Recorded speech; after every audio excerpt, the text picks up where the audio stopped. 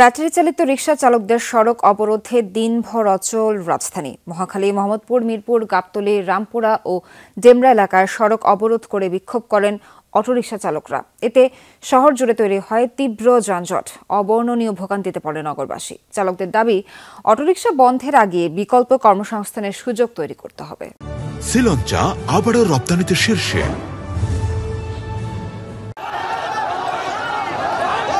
মহাখালীতে সড়কে অবস্থান নেওয়ার পর রেল লাইনও অবরোধ করে অটোরিকশা চালকরা। এতে যানবাহনের পাশাপাশি বন্ধ হয়ে যায় ট্রেন চলাচলও। আইন শৃঙ্খলা বাহিনী অবরোধকারীদের সরাতে চাইলে শুরু হয় ধাওয়া পাল্টা ধাওয়া।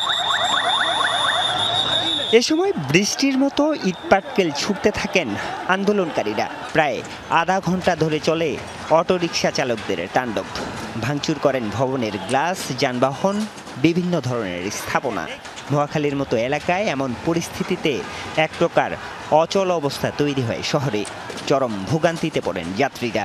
সাধারণ লোকের রুগীর কষ্ট হবে, স্টুডেন্টের কষ্ট হবে, একজন আটকাবে একজন ছেড়ে দেবে, এটা তো ঠিক না। 2 দিন পর কি প্রায় সময় দেখে এরকমই হইতাছে, এরকমই দেশটা তো এরকমই। অটো চালকদের দাবি, শান্তিপূর্ণ আন্দোলনে হামলা চালিয়েছে আইন শৃঙ্খলা বাহিনী।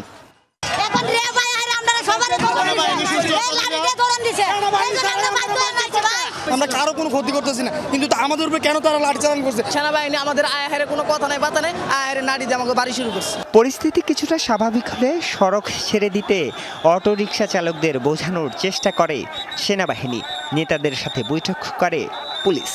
চালকদের দাবি, মূল সড়ক নয়, অলিগলিতে চলাচলের সুযোগ দেয়া হোক।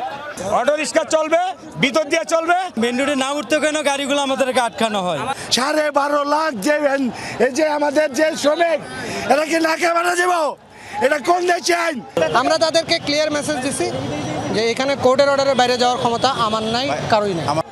প্রায় 5 ঘন্টারও বেশি অবরোধের পর বিকাল 3টার দিকে পুলিশ ও সেনা প্রহরায় শুরু হয় যান চলাচল। সড়ক ছেড়ে যান আন্দোলনকারীরা। আজ অটোরিকশা চালক তো কাল শিক্ষার্থী কিংবা শ্রমিক। প্রতিদিনই রাজধানীর কোথাও না কোথাও এভাবে আন্দোলন কিংবা সড়ক অবরোধ করে দাঁড়িয়ে পড়ছেন কেউ না কেউ। এতে চরম ভোগান্তিতে পড়ছেন নগরবাসী। ক্ষুব্ধ জনগণ বলছে, এর থেকে মুক্তি চান তারা। এর আগে ঘন্টার পর ঘন্টা আটকে থেকে কেউ কেউ হেঁটেই পাড়ি দেন গন্তব্যে। যানবাহন আটকে থাকায় রোগী ও দূর দূরান্তের মানুষ পড়েন বিপাকে। কথায় কথায় আন্দোলন, এগুলো আসলে জনগণ এখন আর চায় না।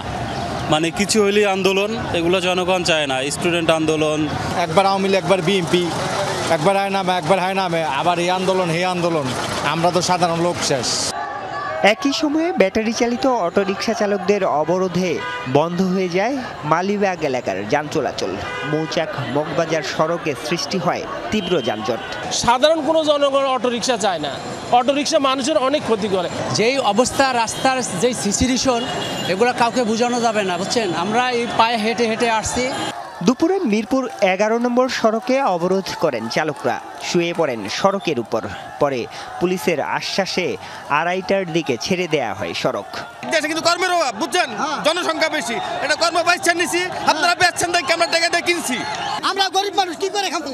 আমি কিছু করেন নাই। গেল মঙ্গলবার হাইকোর্টের একটি দ্বৈত বেঞ্চ ঢাকা মহানগরে 3 দিনের মধ্যে ব্যাটারি চালিত রিকশা চলাচল বন্ধের আদেশ দেন। আরিফুর রহমান সবুজ, যমুনা নিউজ, ঢাকা।